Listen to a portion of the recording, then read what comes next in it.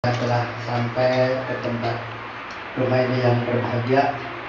Terima kasih pula kepada keluarga kami yang telah hadir dalam acara yaitu Wadifah bersama. Alhamdulillah sudah dilaksanakan. Untuk itu untuk lebih lanjutnya dan lebih ininya kita sampaikan atau kepada Bapak Hamdani kepadanya kami persilakan. Dan saya ajukan sekian saja. Wassalamualaikum warahmatullahi wabarakatuh.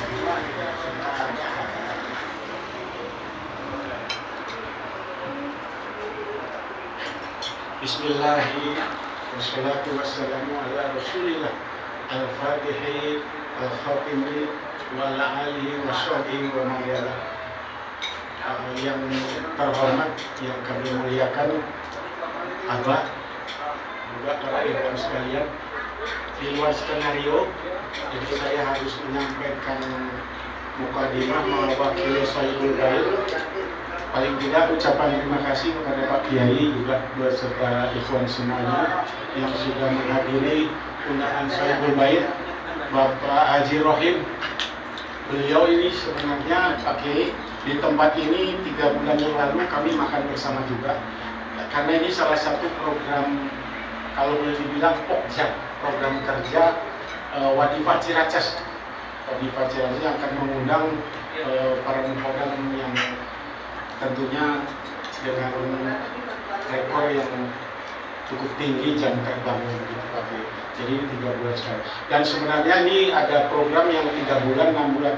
Tapi karena 6 bulan ini Pak Haji menangkan tender kontrak lelang di pengaspalan markas polisi di Serang, jadi beliau ini yang mengikram semuanya free of charge, kami tidak dibebankan. Ya, alhamdulillah, mudah-mudahan Pak Haji sekeluarga berkah ditempati rumahnya untuk hidup ini, mendapatkan gantinya yang lebih Pak Haji. Amin. Dan bisa menangkan tender-tender yang lainnya Pak Haji, sehingga lebih sering, tidak hanya 3 atau 6 bulan sekali, tapi sebulan sekali bisa mengundang Abah ke sini Pak Haji ya. Itu Pak Haji. Kedua, perlu kami sampaikan bahwa Wadifah Ciracas ini tidak ada yang membentuk sebenarnya, berdikari, independen.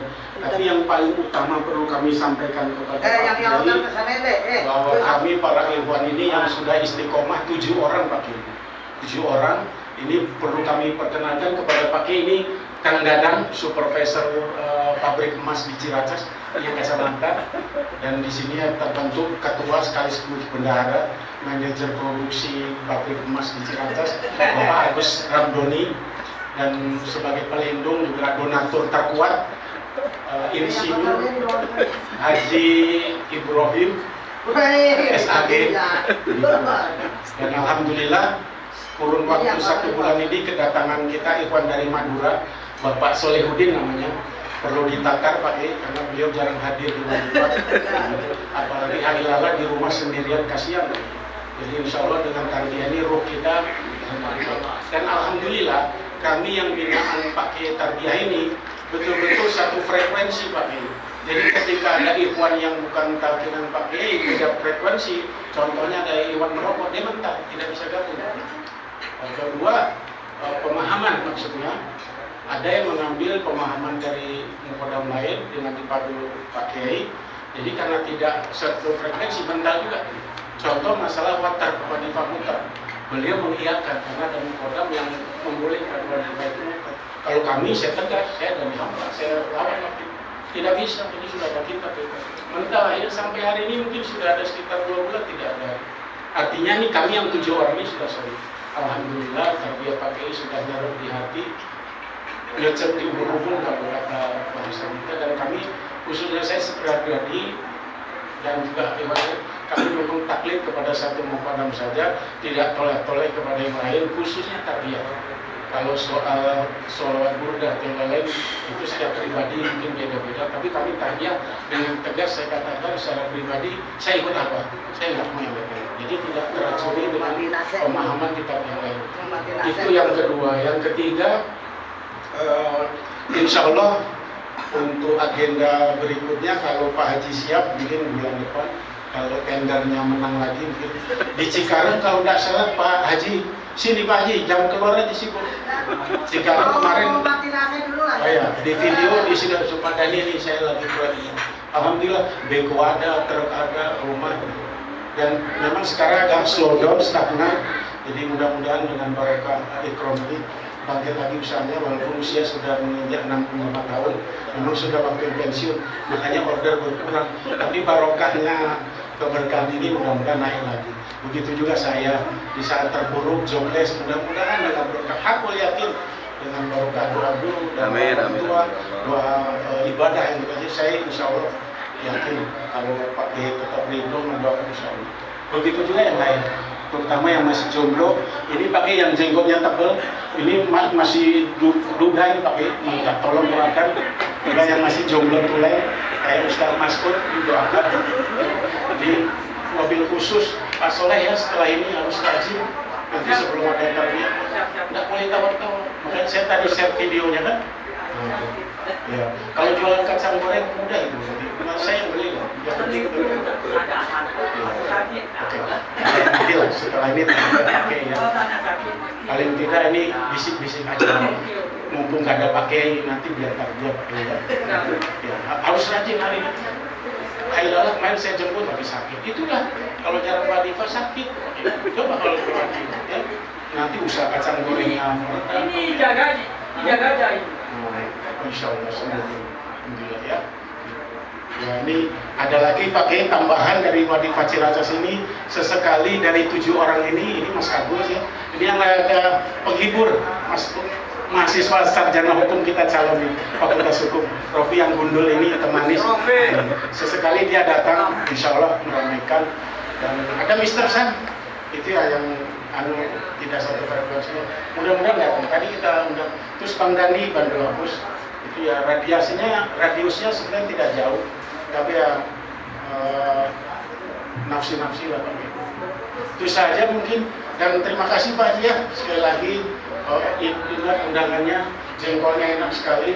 Saya mau makan tapi malu sama Pak Kiai karena saya juga sebenarnya bungkus nggak apa-apa. Dihabisin. Mudah-mudahan setelah ini rezeki Pak Haji ya. Jadi, Amin. jangan 3-6 bulan, 1 bulan. Itu aja mungkin dari saya.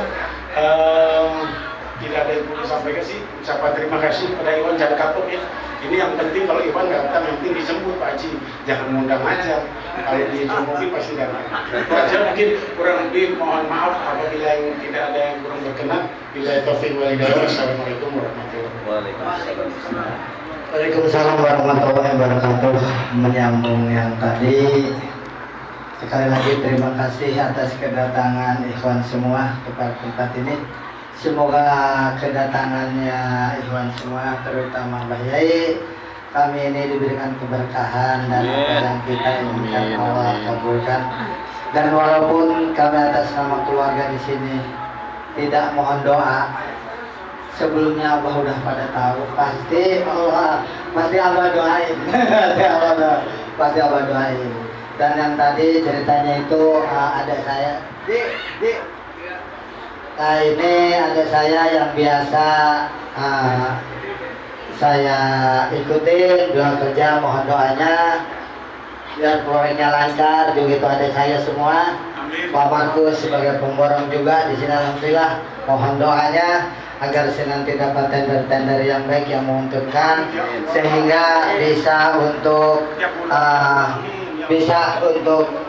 menopang daripada kebutuhan Jawiyah. Saya mohon insya Allah didoain nama Abah Yai, semua mudah-mudahan dibuahkan pintu segala kebaikannya. Juga keluarga saya daripada anak-anak saya, mohon doanya semoga dia anak yang soleh. Hanya saya punya itu titipan dari Allah, Pak. Mohon doanya, yang satu kerja di kesehatan, juga yang doa di kesehatan, yang satu calon proyek juga, mudah-mudahan beliau apa yang beliau inginkan dia tetekan semoga dikabul oleh Subhanahu wa taala.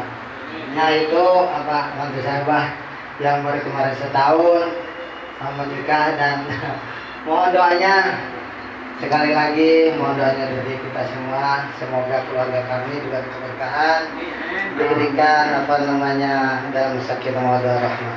Abah yang lebih tahu hanya itu saja yang saya sampaikan.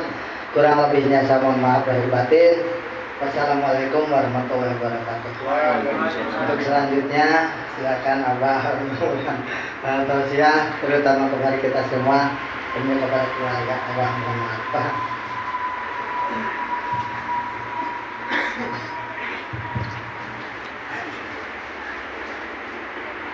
Assalamualaikum warahmatullahi wabarakatuh. Bismillahirrahmanirrahim. Alhamdulillahi rabbil alamin.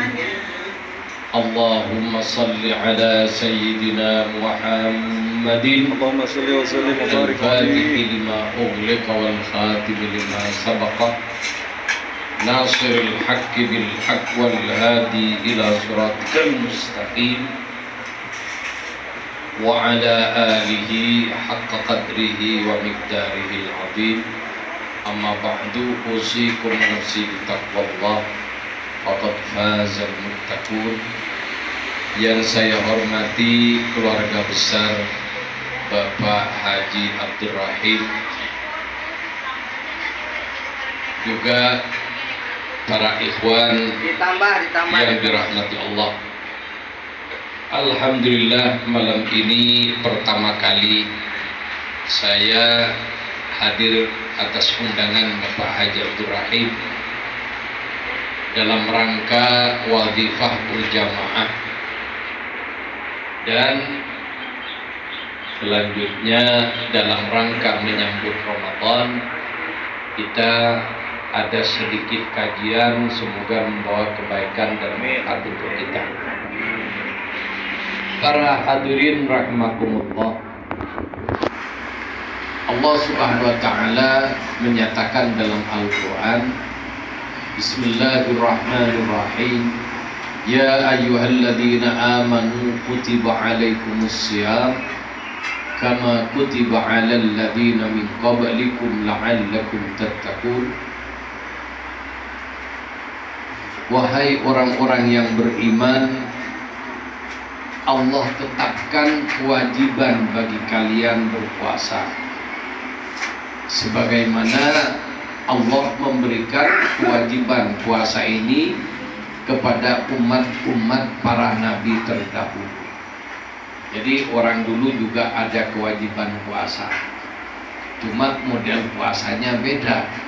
Ya, karena kita umat Rasulullah Sallallahu Alaihi Wasallam, ayo kita pakai puasanya umat Kanjeng Nabi, jangan pakai puasa Nabi lain. Jadi antara umat terdahulu, salah satu bentuk puasanya kalau di dalam orang Jawa bilang micang.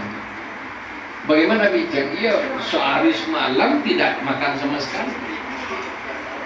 Jadi tidak ada berbuka sahur kayak kita. Kemudian ada juga puasa tidak makan ya yang bernyawa, ya. Kan ada juga kan. Sebenarnya keliru kalau makan tidak bernyawa, keliru. Kenapa? Seluruh makhluk yang adanya ada nyawanya, Pak. Cuma cara bernafasnya berbeda. Kalau kita manusia berdengan paru-paru, kalau ikan pakai insan. Kalau tumbuh-tumbuhan dikira tidak bernafas, bernafas juga. Kalau tidak bernafas mati. Bagaimana bernafasnya tumbuh-tumbuhan? Dengan apa? Yaitu yang dikenal dengan metamorfosa. Artinya dia nyerap sinar matahari, ya, dari situ dia dapat oksigen dan udara diserap oleh daun dengan air yang dia sedot dari bumi, kemudian diolah di daun dan diedarkan ke seluruh badan tumbuh-tumbuhan itu. Kalau tidak ya mati. Makanya tumbuh-tumbuhan itu kalau terhalang dari sinar matahari mesti meninggi, mengejar sinar matahari. Jadi kalau tidak mau makan barang yang bernyawa, ya jangan makan tumbuh-tumbuhan, jangan makan beras. Karena bernyawa juga, kalau tidak bernyawa tidak hidup. Cuma ya ruhnya berbeda bentuknya dengan kita. Bahkan batu-batuan itu ada ruhnya juga. Jadi ruhul jamadah, ya ruhnya benda-benda padat. Kenapa kok kelihatan tanpa ada di alam semesta? Karena ada ruhnya. Kalau nggak ada ruhnya tidak akan ada. Jadi itulah yang dikenal dengan ruhul jamadah. Ruhnya makhluk hidup yang tidak bisa bergerak dan tidak kelihatan tumbuh kayak tumbuh-tumbuhan.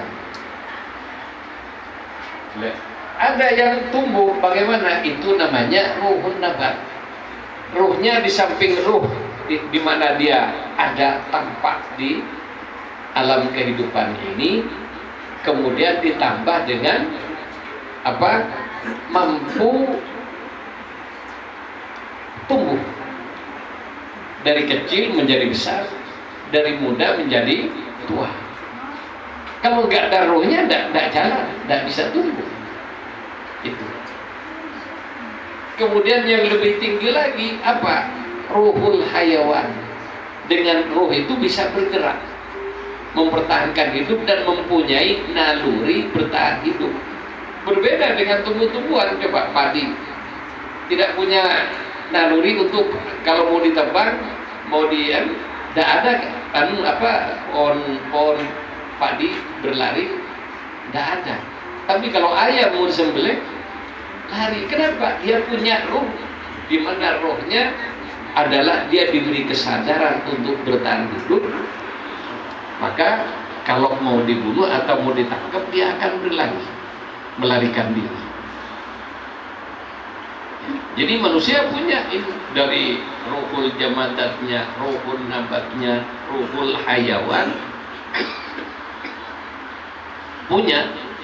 Ditambah untuk manusia namanya ruhul insan. Jadi dengan ruhul insan inilah manusia jadi manusia. Manusia yang kurang ya intensitas ruhul insannya ini ya ada kayak orang idiot. Itu kurang kekuatan rohaninya kurang. Jelas ya. Jadi biar tahu, karena banyak orang salah paham. Para hadirin rahimakumullah. Sip. Para hadirin rahimakumullah. Yang kedua, saya sampaikan di sini agar supaya kita dalam kehidupan, termasuk dalam ibadah, termasuk juga kita berinfak, bersedekah tidak keliru. Kita harus mempunyai pemahaman yang benar tentang bagaimana Allah membagi-bagi rezekinya. Kenapa? Untuk dapat rezeki duniawi dari Allah tidak harus sholat, tidak harus ngundang pengajian. Pemimpinata dapat mengundang pengajian kaya. Ini harus ini. Sehingga kalau kita ngundang pengajian gini, ngasih makan pada orang hanya untuk dapat harta, maka kelas kita di bawah pemimpinata. Berdagang dengan Allah. Dan dengan itulah maksa Tuhan ngasih rezeki dengan cara begitu. Nah ini pemahaman yang keliru. Kenapa? Yaitu ketika dia beribadah dalam bentuk sedekah, maka rewardnya nanti keberkahan, bertambahnya rezeki. Memang Allah menyampaikan, berfirman dalam Al-Quran, la in syakartum la azidannakum. Kalau kalian bersyukur, Allah tambah. Tambahnya ini belum tentu tambahan dunia, bisa ditambah imannya, bisa ditambah ketakwaannya, bisa ditambah keberkahannya, misalnya punya anak yang barokah. Jadi tidak kelihatan sekarang, nanti setelah ditinggal baru didapat oleh anaknya, bisa jadi. Dan itu sudah urusan Allah, berjanji kepada makhluknya, dan Allah menyatakan innallaha la yukhliful mi'ad. Allah tidak pernah ingkar janji kayak Jokowi. Jadi ini para hadirin rahimakumullah, sehingga ketika kita dapat nikmat dari Allah, ayo kita bersegera untuk berbuat mensyukuri nikmat itu. Sebagian kita salurkan untuk kebaikan, yang mana itu nanti akan kita nikmati baik di dunia maupun di akhirat. Karena ada orang bersedekah di dunia tidak diganti apapun oleh Allah di dunia. Kenapa? Mau disempurnakan oleh Allah biar 100% dapat di akhirat. Itu. Jadi kalau semuanya harus ada di dunia, nanti di akhiratnya berkurang. Apalagi niatnya salah, murni hanya untuk biar di dunia ini dapat keberkahan, istilahnya dapat tambahan, dapat balasan.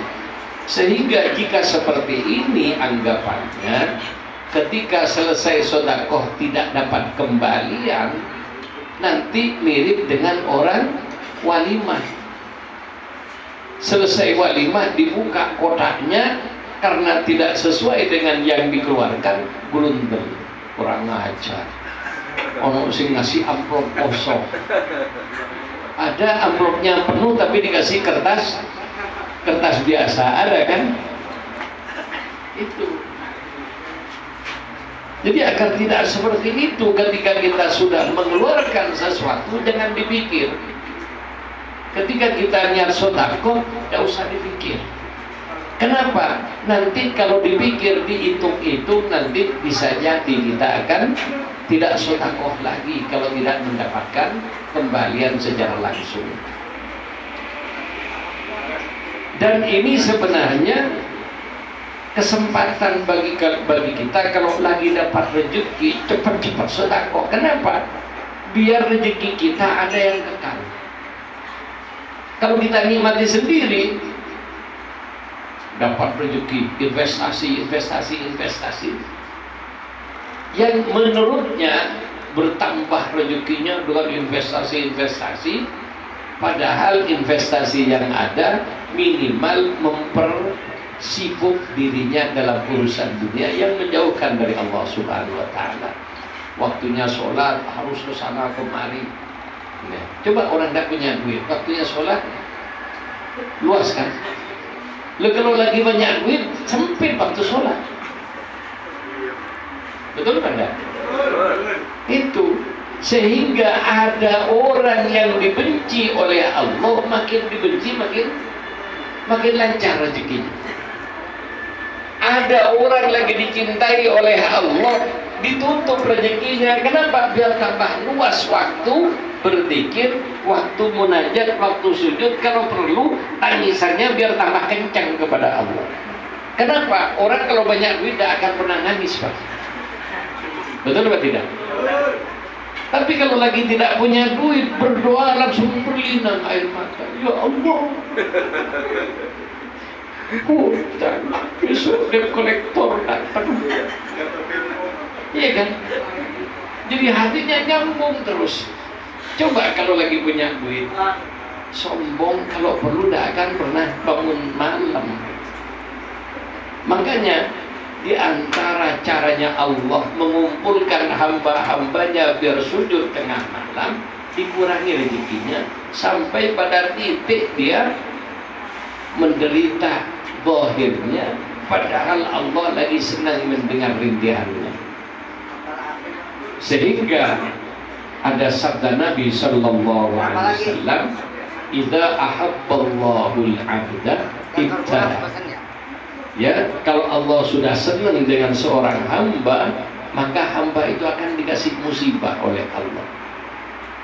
Oleh karena itu, kalau Anda, ya makanya saya selalu mencegah teman-teman yang mengatakan ingin dapat cintanya Allah Subhanahu wa Ta'ala. Kenapa?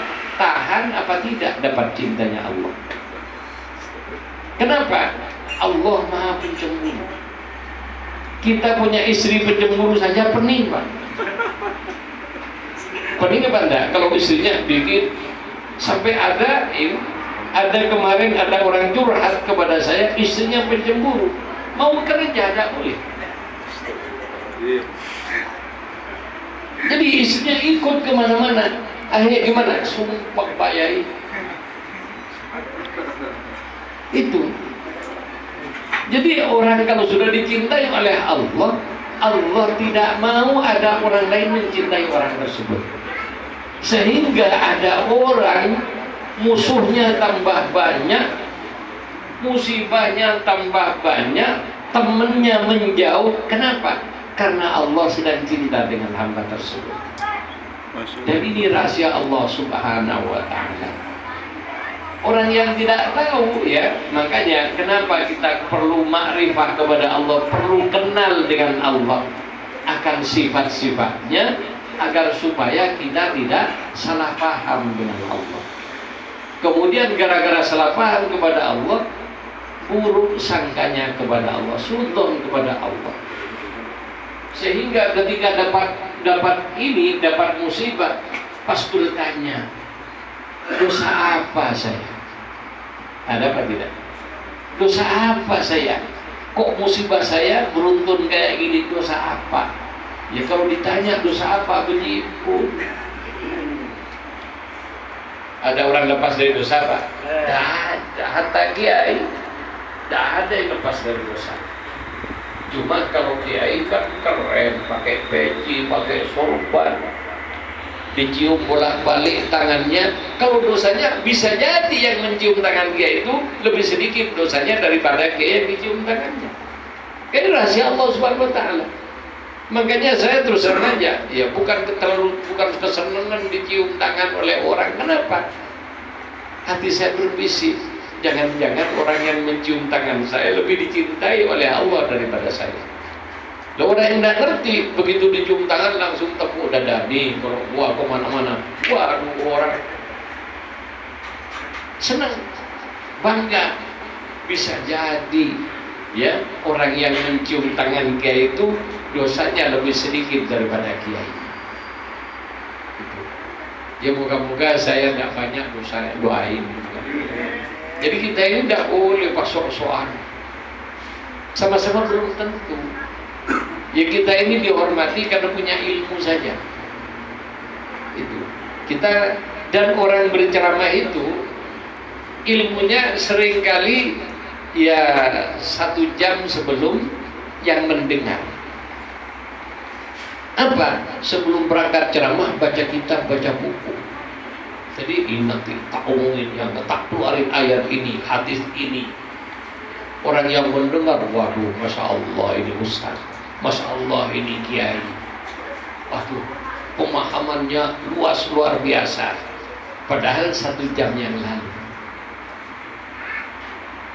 Jadi dapat ilmu 1 jam sebelumnya. Bisa jadi sambil jalan di perjalanan buka. Ya bukan sekarang untuk dapat ilmu tinggal buka YouTube, buka TikTok, buka banyak di mana-mana. Sehingga ya kalau saya terus terang aja tidak terlalu kagum dengan ilmu apa sekarang. Ilmu tinggal ngambil, tinggal comot di mana aja dapat. Tapi yang tidak gampang dapat itu adalah iman. Makanya Allah menyatakan yarfa'illahu alladhina amanu minkum walladhina utul ilma darajat. Allah mengangkat derajat orang-orang di antara kalian. Siapa yang diangkat derajatnya? Pertama orang beriman. Sehingga derajat manusia itu tinggi tidaknya ditentukan iman, dan iman ini rahasia Allah. Sehingga orang beriman bisa jadi tidak kelihatan. Kenapa? Iman itu pekerjaan hati. Adapun sorban macam-macam bentuknya itu bukan cerminan iman, itu adalah aksesori. Belum tentu yang sorbannya gede melilit itu lebih iman daripada yang tidak pakai sorban. Bahkan yang tidak pakai peci bisa jadi imannya lebih tinggi daripada yang pakai peci. Cuma kalau sholat pakai peci biar akhlak dengan Allah Subhanahu wa ta'ala. Jadi para hadirin rahimakumullah, ya, sehubungan dengan masalah iman. Nah, iman ini pekerjaan hati dan ini rahasia Allah dengan hamba tersebut.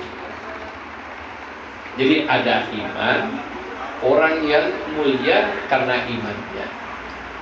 Ada lagi orang mulia karena ilmunya. Jadi karena sarjana, karena lulusan pesantren ini, lulusan Yaman, lulusan apa macam-macam di negara luar, padahal ya rukun Islam di Indonesia dengan di Yaman sama saja. Apa kalau ke Yaman rukun Islamnya jadi 6? Tidak ada. Rukun Islamnya 5 sama. Tidak bisa nambah, tidak bisa berkurang. Cuman kalau ngaji di tempat yang jauh keren, betul? Itu orang Jawa Barat ngaji ke Jawa Timur, di mana Tebuireng, keren. Ngaji di mana? Di Gontor, keren. Walaupun di sana tidur terus, begitu pulang sudah keren gara-gara ada sampel Gontor. Betul atau tidak? Ilmunya wallahu a'lam. Termasuk juga sarjana ini sampai. Kenapa? Ya saya pengalaman juga saya sarjana. Itu teman-teman yang sarjana saya dan teman saya banyak. Bahkan ada sarjana bahasa Inggris tidak bisa bahasa Inggris. Ada.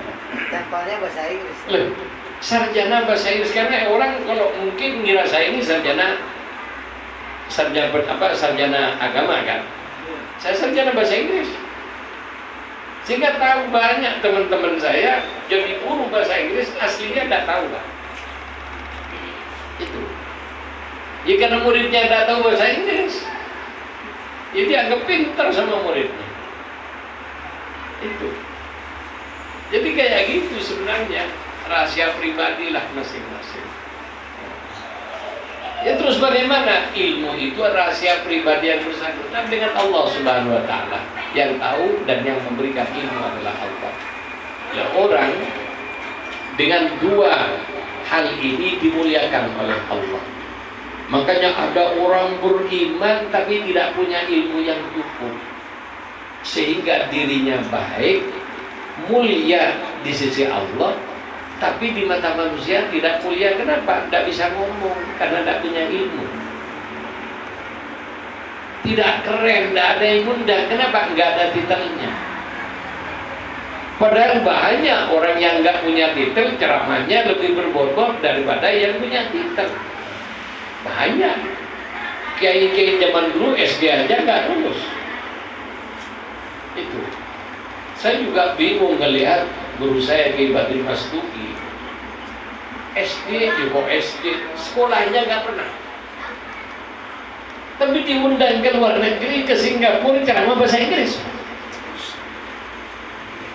Full ceramah bahasa Inggris di Singapura. Itu. Padahal ya kok SMP, SD aja nggak pernah. Itu. Lain ini kenapa? Ya ketika Allah memberikan kepada hambanya ilmu, tidak ada yang repot. Adapun kayak sekolah ini kan formalitas.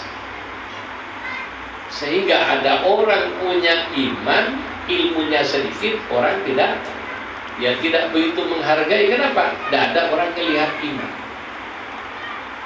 Jadi iman itu rahasia pribadi.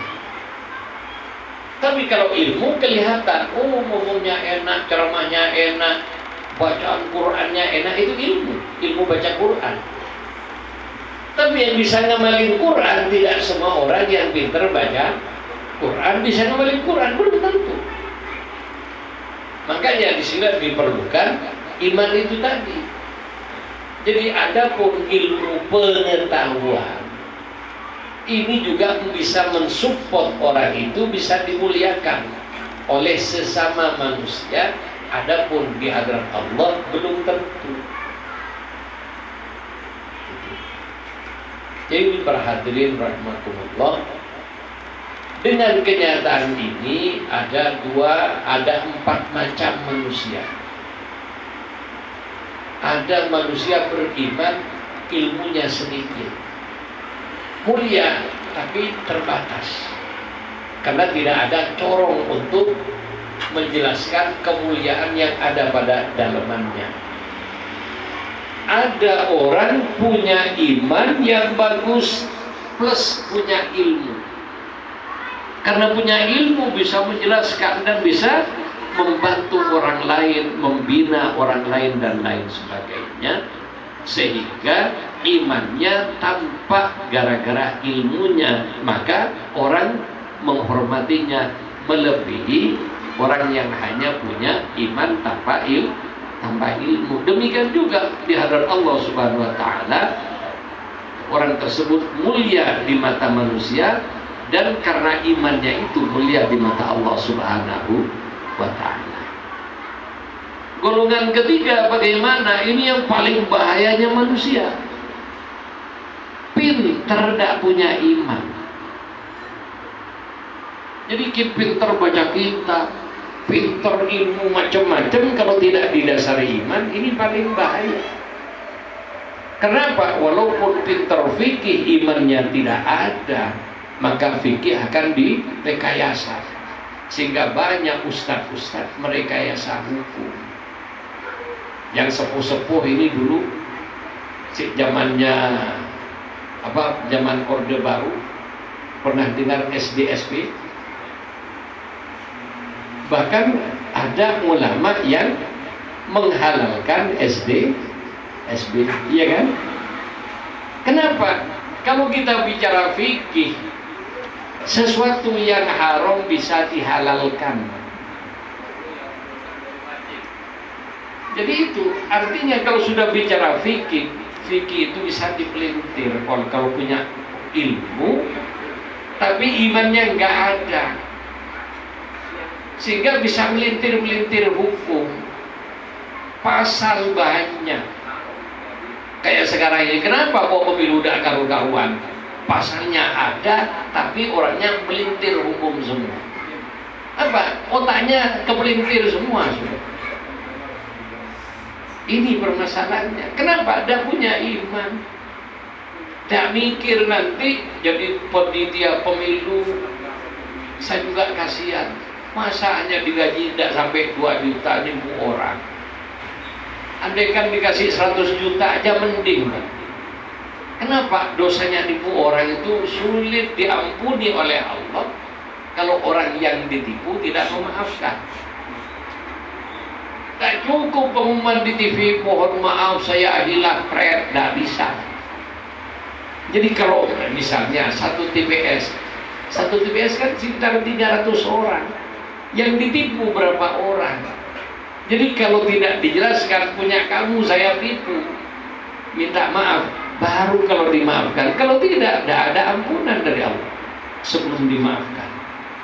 Coba masuk neraka gara-gara 2 juta kan tekor.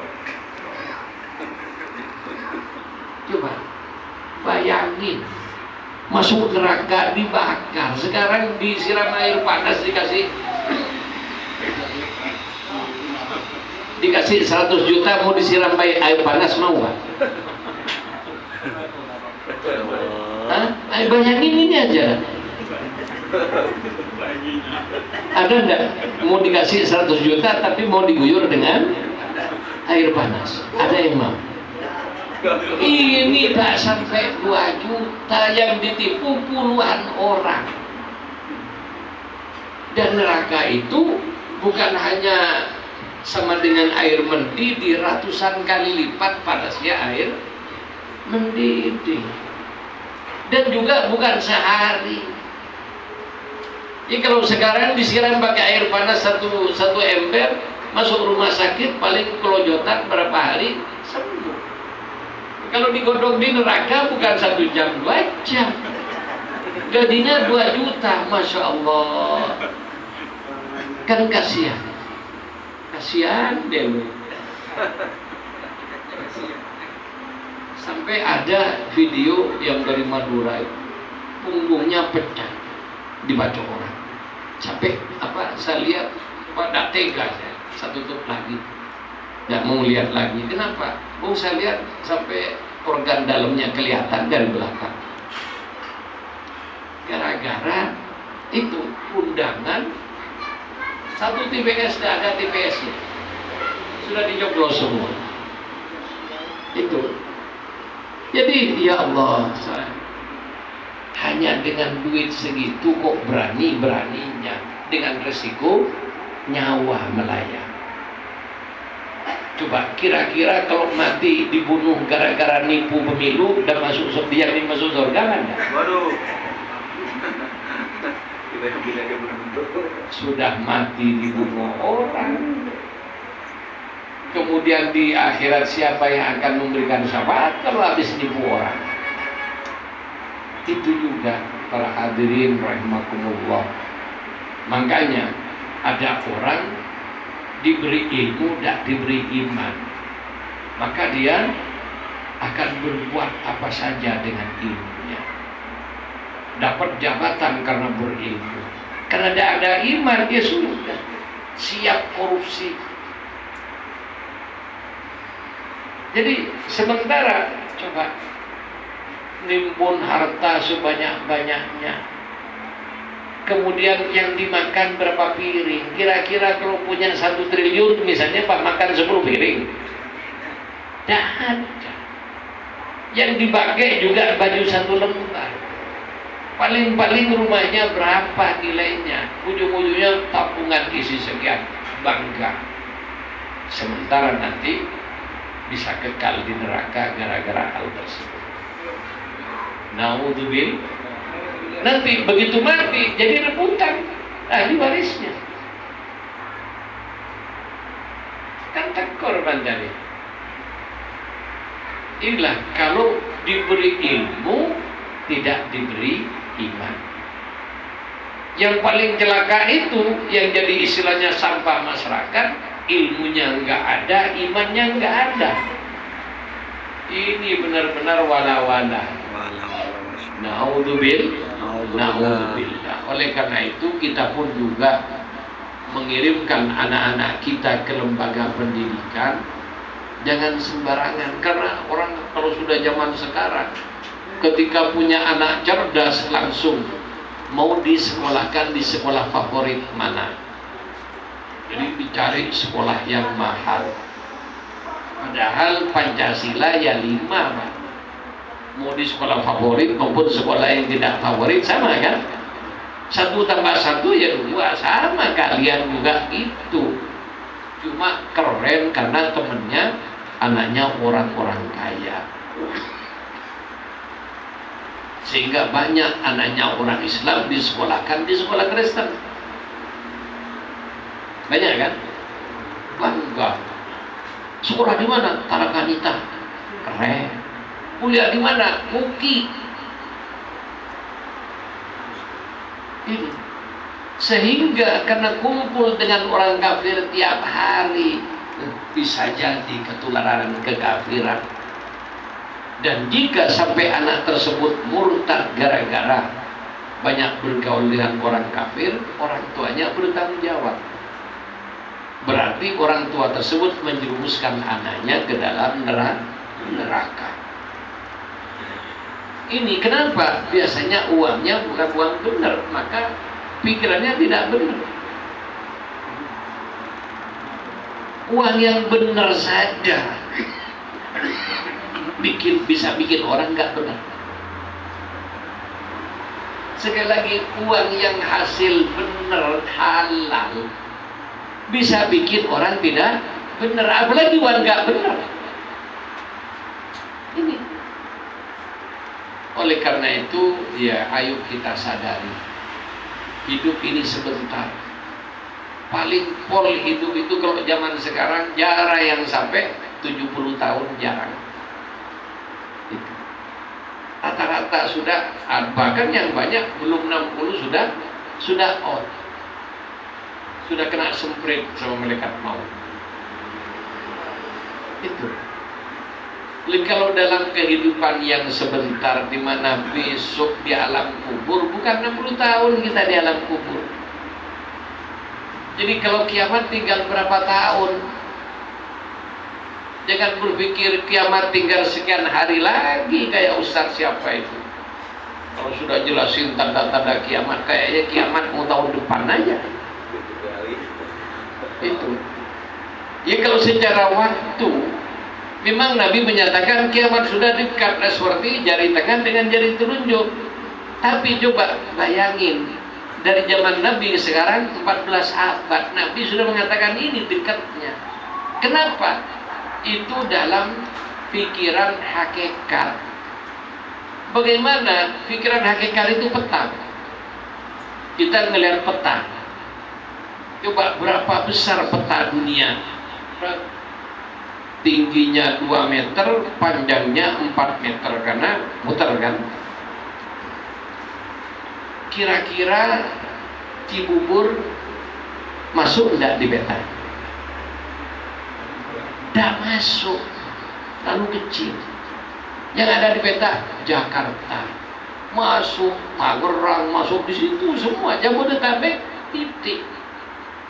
Itu pun karena disebutkan karena ini ada kota namanya Jakarta, katanya kota gede. Kalau dalam peta coba Jakarta ini kan yang benar-benar Jakarta, ya sekitar Jakarta Pusat itu aja. Coba yang lain namanya ada Jatinegara, macam-macam. Coba yang benar-benar Jayakartanya di mana? Kecil aslinya.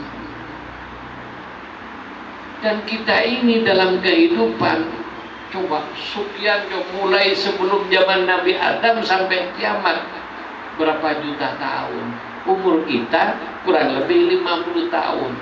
Coba dibanding, garisnya 2 meter, isinya tidak usah repot-repot, 100.000 tahun aja. Dalam peta panjangnya 4 meter. Kayak apa?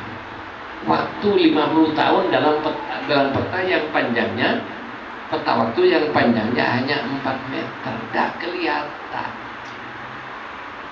Sementara rute berikutnya di kuburan saja sudah ratusan tahun nunggu kiamat. Setelah itu kiamat, dibangkitkan di mahsyar, nunggu ditegakkannya perhitungan amal. Itu kurang lebih 1000 tahun baru ditegakkan. Kalau kita tidak punya amal cukup di situ, ya bisa kelabakan, tidak punya bekal. Setelah itu perhitungan hari pembalasan, berbalas satu sama yang lain, ditimbang amalnya, baru masuk surga dan neraka. Dan pada saat itu sudah tidak ada hitungan waktu seperti sekarang, karena Quran menyatakan inna yawman inda rabbika ka'alfi sanatin mimma ta'udun. Satu hari di sisi Allah di akhirat itu sama dengan 1000 tahun dunia. 1000 tahun sekarang sama dengan satu hari akhirat. Coba bayangin, 1000 dibagi 24 jam akhirat. Jadi 1 jam akhirat berapa ratus tahun di dunia. Kalau nanti naudzubillah sampai terjadi kita tidak membawa iman, maka ya kita akan rugi dengan kerugian yang tidak terhingga. Oleh karena itu para hadirin rahimakumullah, Allah Subhanahu wa taala sebenarnya telah memberi kesempatan kepada kita dalam banyak hal. Contohnya di bulan Sya'ban. Sebelum Sya'ban ada Rajab. Bulan Rajab ada malam Isra Mi'raj. Kemudian di bulan Sya'ban ada nisfu Sya'ban. Kemudian di bulan Ramadan ada Lailatul Qadar. Dan ini pintu rahmat Allah yang ini kesempatan bagi kita untuk mengisi, untuk dijadikan bekal.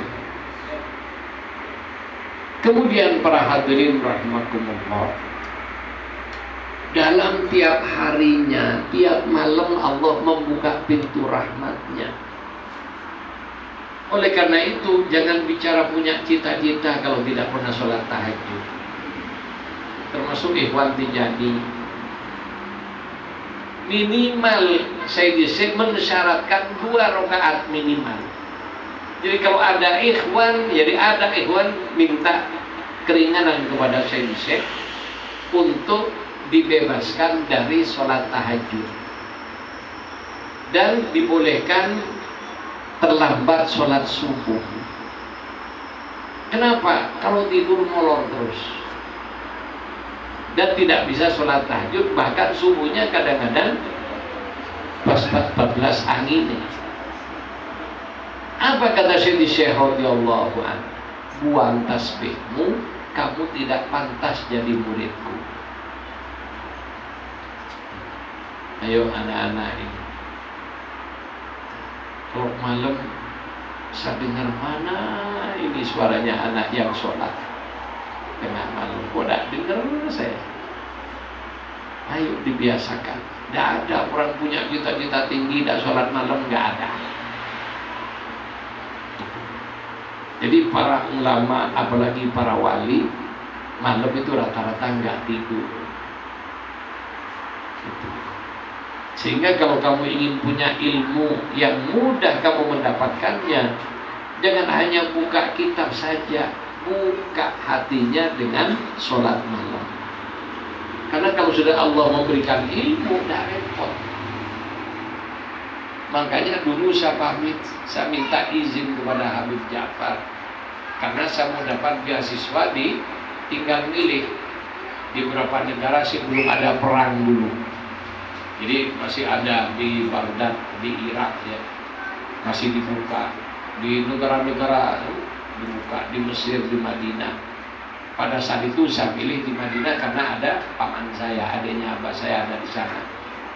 Kemudian nanti ya enak kalau ada paman pikiran saya. Kemudian saya bilang ke Habib, mohon izin saya ingin belajar lagi di Madinah karena saya dapat beasiswa. Tapi beliau tidak melarang saya. Saya dipegang tangan, ditarik dan dibisiki. Saya buka kartu. Apa beliau menyatakan? A'udzubillahi minasyaitonirrajim. Bismillahirrahmanirrahim. Wattaqullah wa yu'allimukumullah. Wattaqullah wa yu'allimukumullah. Wattaqullah wa yu'allimukumullah. Fahimta? Sudah paham kamu? Nah, pulang saya letoy. Artinya saya tidak boleh berangkat. Sudah kamu ibadah aja. Udah nanti Allah kasih ilmu sama kamu. Terus saya aja kecewa. Kenapa? Ya kan keren. Nanti pulang dapat LC. Apalagi nambah LCMA. Kata Ustadz Somad lagi cemas. Kenapa? Apa MA-nya itu? Karena belum dapat pekerjaan kata Ustadz Somad. Singkatan LCMA. Jadi itulah para hadirin dan para ikhwan rahmatullah. Jadi banyak di antaranya juga rahmat Allah yang dibuka luas, yaitu kita ibaratnya dalam kehidupan ikut asuransi. Coba orang yang ikut asuransi, apalagi asuransinya yang mahal, tiap bulan bayar 350.000 asuransi kesehatan. Kalau sakit perlu pening-pening biaya apa tidak? Sudah tidak perlu. Kenapa? Sudah dijamin oleh asuransi. Cukup 350.000 sebulan dengan penjaminan sekian. Kalau asuransi misalnya baru bayar premi sekali meninggal, dapat duit segede itu, ya kan? Walaupun hanya bayar sekali, apalagi sudah sampai berkali-kali. Ada jaminan khusus bagi mereka yang tidak pernah telat membayar biaya premi asuransinya. Apakah dalam Islam tidak ada asuransi? Ada. Apa asuransi? Thariqah itu asuransi. Jadi kita ini tidak bisa wiridan sepanjang malam, apalagi manten baru.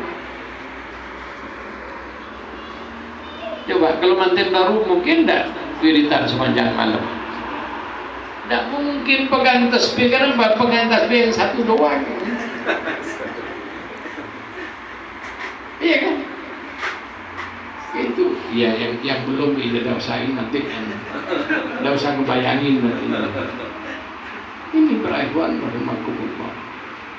Jadi kita ini apalagi zaman sekarang, zaman HP. Saya sadari, saya sendiri saja kalau sudah pegang HP itu bisa banyak yang ketinggalan, yang seharusnya dikerjakan tidak dikerjakan gara-gara main HP. Itu. Sehingga saya benar-benar merasa dulu sebelum ada HP saya produktif. Nulis buku 300 halaman berapa hari selesai. Sekarang mulai zaman adanya HP, karangan-karangan saya yang mangkrak tengah jalan itu banyak. Ini penyakit bener HP. Ini kalau yang itu kayak gitu. Yang seharusnya kita berzikir, yang dulu sebelum ada Android, tiap malam banyak yang bisa saya amalkan. Gara-gara dengan zaman sekarang ini, habis makan istirahat buka HP tidak terasa sudah jam sekian. Coba baca selawat 100, toleh kejar terus Banda. Kalau buka HP noleh sama jam apa Banda? Nah, ini akhir zaman. Sehingga kalau kita tidak ikut asuransi, maka ya kemungkinan selamat itu bisa kecil. Kenapa? Amal kita dibanding dengan dosa kita bisa jadi tidak cukup nebus dosa. Oleh karena itu Allah Subhanahu wa ta'ala membuka pintu rahmatnya melalui walinya Allah Subhanahu wa ta'ala.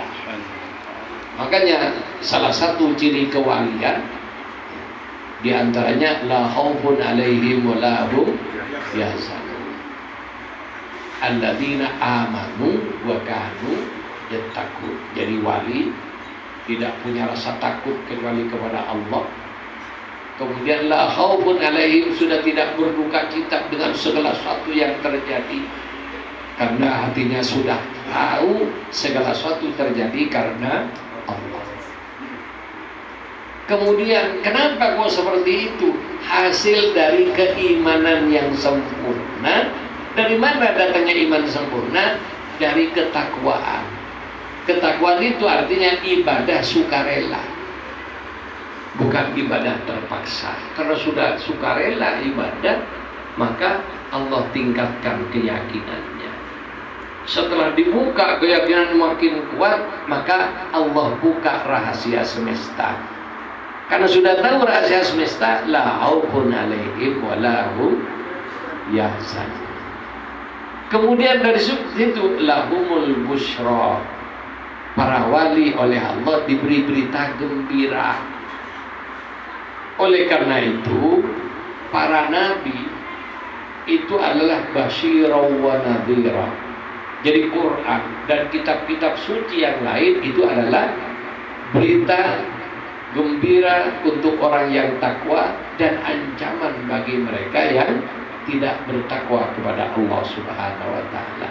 Basyirun wa nadhira. Yang ngancam Allah, yang nyampaikan Rasulullah. Kemudian untuk level di bawahnya, karena Rasulullah sudah secara fisik wafat, akan tetapi tugasnya tidak berhenti dengan wafatnya Nabi, maka harus ada pelanjut tugas kenabian dan pelanjut tugas kerasulan. Kerasulan dilanjutkan ulama mengajarkan ilmu.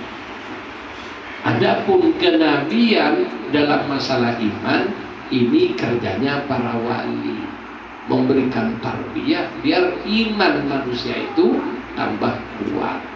Makanya wali itu kerjanya membangun iman, ulama kerjanya membangun ilmu. Sehingga ya, ketika ada orang alim akan tetapi tidak dapat rezeki ketakwaan, tidak dapat rezeki keimanan, maka ya bisa lebih berbahaya daripada yang tidak alim. Kenapa? Yang tidak alim tidak akan bicara agama dan tidak akan nipu orang dengan kedok agama. Tapi orang yang alim yang tidak beriman, ini bisa menjerumuskan banyak orang. Jadi untuk para aulia ini dapat tugas melanjutkan tugas kenabian, membina keimanan manusia. Para ulama membina pengetahuan manusia biar punya ilmu. Ketika dipadukan maka ada ulama yang wali, ada wali tapi tidak alim, ada orang alim tapi tidak wali, ada yang gabungan kedua-duanya. Itu. Kemudian orang alim yang wali, yang kelas tinggi, ini diberi oleh Allah tugas apa? Lahumul busyra. Wali tersebut bertemu dengan Nabi dalam kondisi sadar dan dapat berita gembira dari Nabi. Makanya ketika Nabi hidup, perkataannya disebut dengan hadis Nabi. Setelah Nabi wafat diberi nama bisyarah, diambil dari lahumul busyra fil hayati dunya wa fil akhirah. Jadi para wali mendapatkan bisyarah dari Nabi. Apa bisyarah dari Nabi? Dapat jaminan dari Nabi, kamu selamat. Kemudian jaminan berikutnya, yang ikut kamu selamat. Nah ini. Jadi ada wali yang diberi jaminan oleh Nabi, kamu selamat, dan orang yang ikut kamu selamat. Dan inilah wali-wali Allah kelas tinggi yang selanjutnya punya amalan. Kenapa kok bisa menyelamatkan orang? Dia punya amalan. Amalannya para wali itu namanya thariqah. Di mana orang berthariqah ada garansinya dari Allah melalui kanjeng Nabi yang disampaikan oleh lisan wali tersebut. Rasulullah kasih amalan, ini kerjakan dan berikan kepada orang. Makanya amalannya tidak bisa disebar di pinggiran jalan kayak kita puja rompa. Jadi harus melalui belajar dulu sampai benar baru diamalkan. Kenapa? Banyak orang mengamalkan thariqah tapi tidak ngerti dengan ilmu thariqahnya, sehingga banyak mengerjakan perkara-perkara yang membatalkan thariqahnya. Ditanya, tidak tahu. Kenapa tidak tahu? Tidak ngaji. Sehingga thariqah apapun harus ngaji. Coba orang jadi pegawai, kan orang yang sudah pegawai kan sudah sarjana yang banyak. Akan tetapi tetap ada diklat-diklatnya, ada pelatihan tambahannya, ada model baru dilatih lagi dengan yang baru, ada lagi, terus seperti itu, sehingga tambah pinter dan tambah terampil. Demikian juga orang-orang thariqah pas tidak pernah ngaji, selesai baiat langsung goodbye kemana-mana, tidak pernah kumpul. Ini yang bahaya.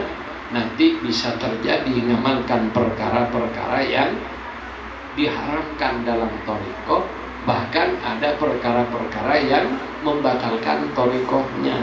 Sama dengan umat Islam, karena ketidaktahuannya dia berbuat sesuatu yang membatalkan keislamannya tanpa sadar. Bilang saya Islam, padahal sudah batal Islamnya. Saya Islam tapi produktif bikin dosa.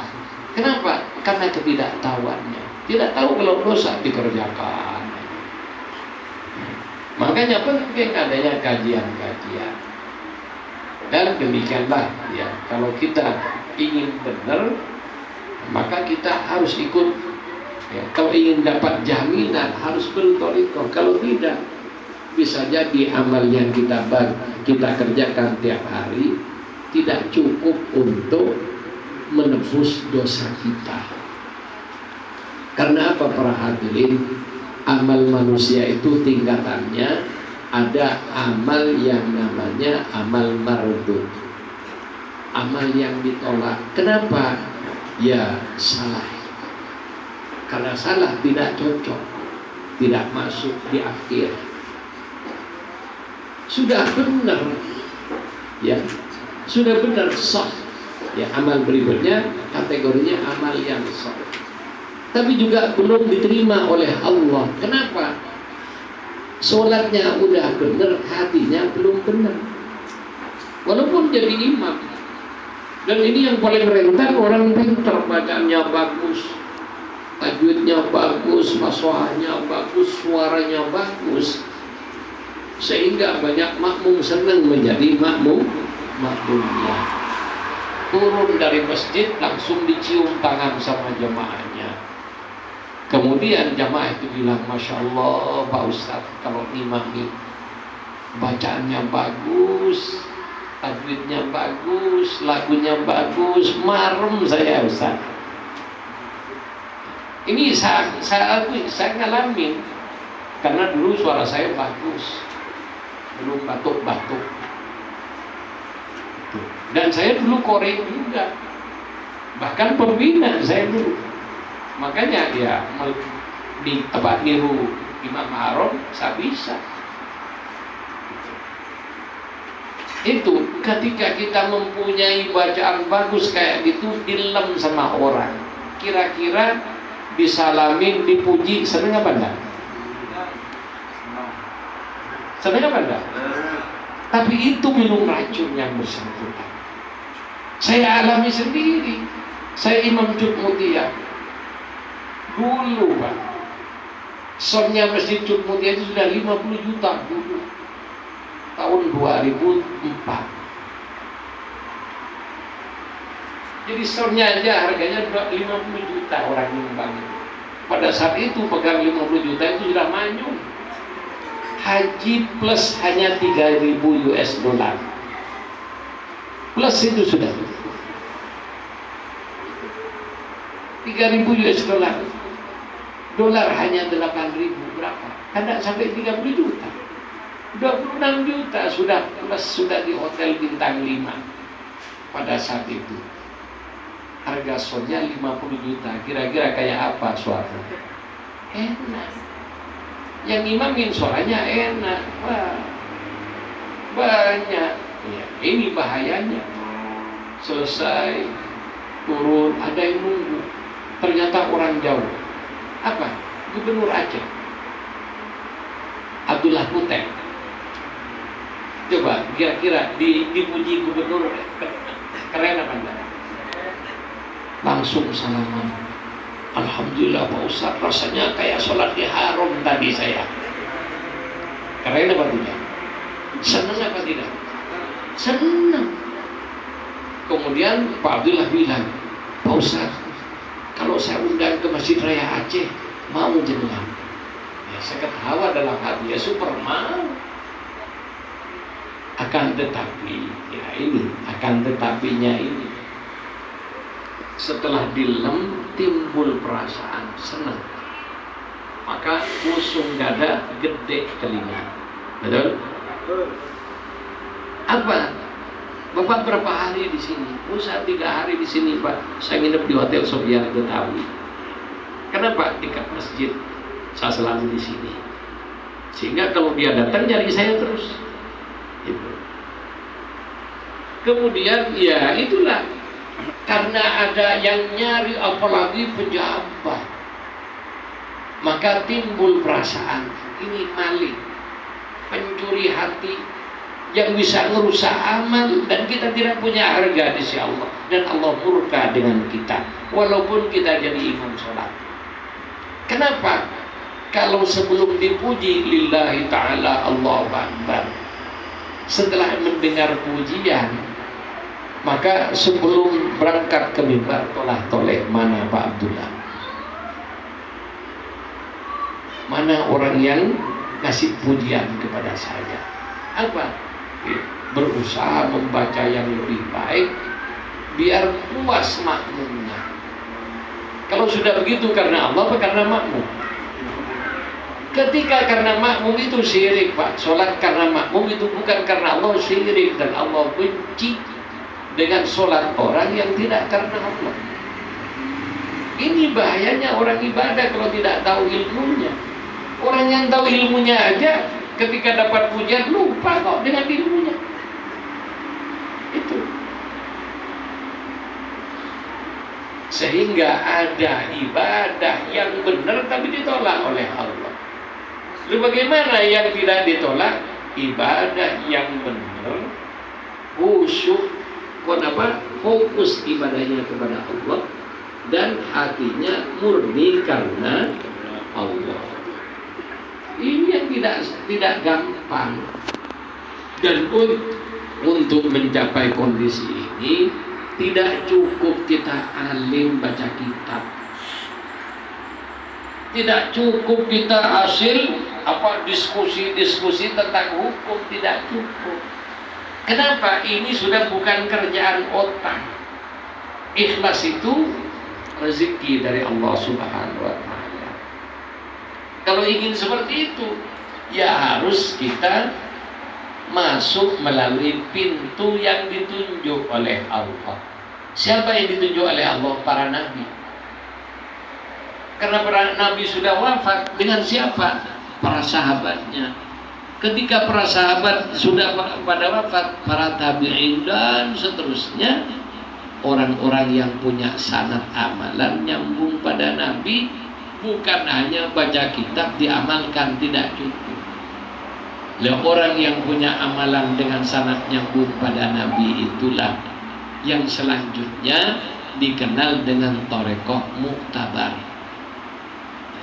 Jadi thariqah yang sah, punya sanad nyambung pada nabi, ya, di mana seluruh dunia jumlah thariqah yang ada kurang lebih 360 thariqah. Masuk ke Indonesia diteliti oleh Nahdlatul Ulama, jumlahnya 44 thariqah. Dari 44 ini yang banyak pengamalnya kurang lebih 10 saja. Di antaranya alhamdulillah di Jawa Barat, ya, sejak 1920-an sudah masuk ke Jawa Barat melalui seorang ulama dari Madinah datang ke Muntab Cirebon, namanya Sayyid Ali At-Thayyib As-Sufyani Al-Madani, yang cukup lama tinggal di Indonesia. Dari Cirebon pindah ke Tasik, ngajar cukup lama di Tasik, pindah ke Cianjur, nikah, dapat anak namanya Muhammad bin Ali At-Thayyib. Si Muhammad bin Ali At-Thayyib punya anak Habib Lukman almarhum. Jadi sekarang ada anak-anaknya yang bawa Tijani ke Jawa Barat melalui Buntet, kemudian Tasik, Cianjur, terakhir di Bogor. Yang Jawa Barat, yang Jawa Timur lain lagi sanadnya. Yang Madura Kiai Jauhari Khotib, pendiri pesantren Al-Amin Perenduan. Yang Jawa Timur Probolinggo ada almarhum Kiai Fauzin Samsul Muin namanya. Itu. Jadi sesepuhnya di sana. Yang ada sejak 1920 Indonesia belum merdeka. Pada saat itu NU pun belum ada karena NU berdiri 1926. Setelah NU berdiri 1930, 4 tahun berikutnya ulama NU yang kebanyakan orang thariqah kumpul, ya, meneliti kitab-kitab thariqah, ketemulah 44 macam. Yang selanjutnya dibuat organisasi namanya Jamiyah Ahli Thariqah Al-Mu'tabarah An-Nahdiyah atau Jakman. Itu sehingga sampai sekarang untuk apa? Memelihara biar, ya, memelihara kebenarannya termasuk juga memelihara sanad-sanad dan ajarannya, karena sekarang sudah banyak orang ngaku-ngaku. Ini bahaya. Oleh karena itu para hadirin rahimakumullah, ya, setelah kita bertoriko masuk, kita harus belajar apa yang wajib. Kalau dalam torikoh Tijani, amalan wajibnya ada 3. Wirid pagi sore, ya kalau di Maroko, Jazair namanya al-wirdu, wirid saja. Di Indonesia dikenal wirid lazim.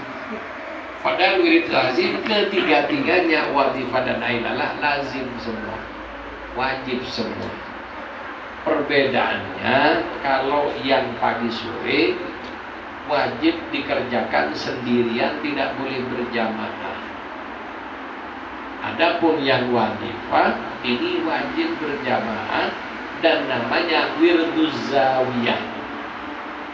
Jadi berjamaah, tidak ada cerita yang berjamaah di ruang tamu.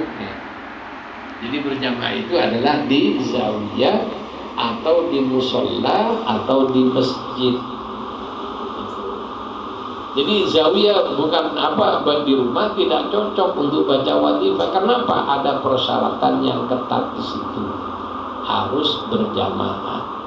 Kalau tidak berjamaah, di Iro atau Arois disebutkan, ya, barang siapa yang 3 kali berturut-turut tidak berjamaah tanpa ada udzur syar'i, dan di situ ada ikhwan yang bisa kumpul berjamaah, maka yang bersangkutan harus memperbarui baiatnya.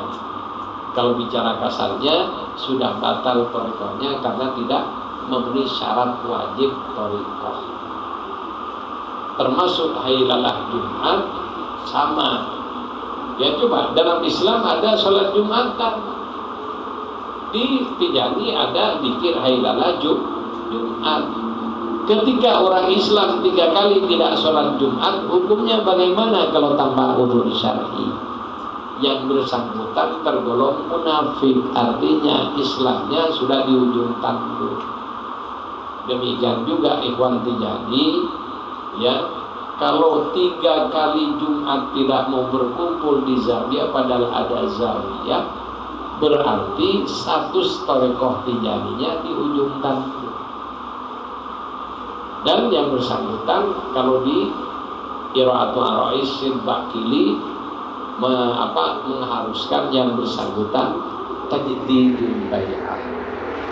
Dan ini juga dijelaskan dalam rapat muqaddam ketika Idul Adha di Lumajang 2 tahun yang lalu. Jadi ini para hadirin rahimakumullah, ya, sekali lagi bagi yang belum, ayo, karena kita nggak tahu kapan meninggalnya kita, dan juga kita tidak tahu kualitas amal kita, apakah sudah tergolong makbul atau masih belum makbul. Orang thariqah aslinya tidak masuk kalau belum khusyuk, kalau belum ikhlas. Tapi dengan berthariqah dianggap, ya, dicatat beramal dengan amalannya orang yang makbul ibadahnya, bukan karena yang bersangkutan, bukan karena amalnya, tapi karena rahmat Allah dalam bentuk syafaat Rasulullah dan madadnya walinya Allah. Jadi kalau Allah punya rahmat, kemudian dipancarkan oleh Nabi namanya syafaat, kemudian nyampe di tangan wali dipancarkan lagi namanya madad. Seperti itu keistimewaan Allah Maha Kuasa. Kekuasaan Allah ditampakkan melalui tangan para nabi. Ketika nabi berbuat sesuatu yang spektakuler namanya mukjizat. Tapi ketika keluar dari tangannya wali namanya karomah. Kalau ada ulama bukan wali tapi diberi kelebihan namanya maunah. Kalau ada orang kafir, orang banyak dosa, sakti mandraguna, namanya istidraj. Kayak Nini Belet, Mak Lampir, sakti. Fir'aun, sakti. Kemudian siapa? Sang Kuria, dan macam-macam tokoh-tokoh masa lalu yang sakti banyak. Tapi kalau tidak iman kepada Allah namanya istidraj. Cukup bertakwa yang kuat bisa, dan minta dengan ilmu apapun diberi oleh Allah. Akan tetapi selamat dunia akhirat hanya mereka yang ikut aturan Allah melalui Rasulullah.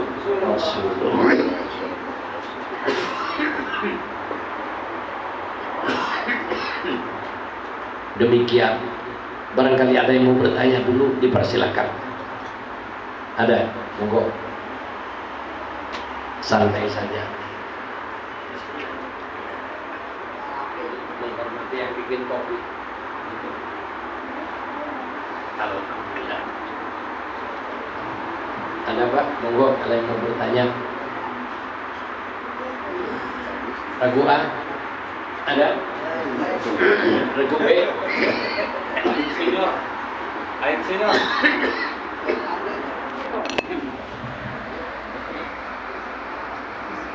Ada?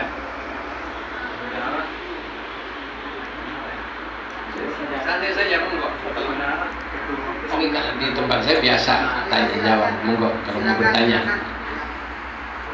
Pas belum dahara.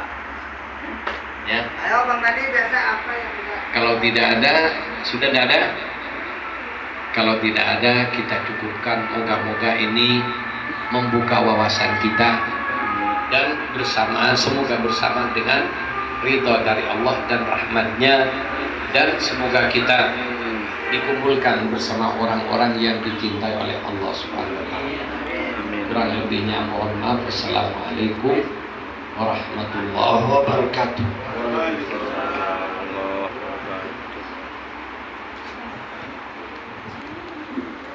Penutupan terima kasih. Terima kasih.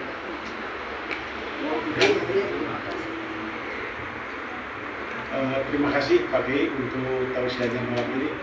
Dan jika tidak ada yang bertanya, tadi sudah ditutup. Apabila ikhwan masih ada keperluan, dipersilakan menghabiskan hidangan. Tapi juga kami tidak menghalangi bagi yang mau pamitan karena acara sudah selesai.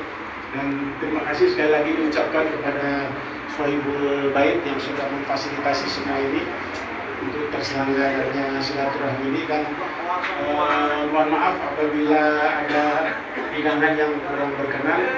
Kepada para ikhwan semuanya ucapan terima kasih sudah menghadiri undangan ini, dan khususnya untuk Pak Kiai sudah berkenan meluangkan waktu. Itu saja mungkin. Billahi taufiq wal hidayah. Wassalamualaikum warahmatullahi wabarakatuh. Waalaikumsalam warahmatullahi wabarakatuh. Ayo yang masih ada silakan.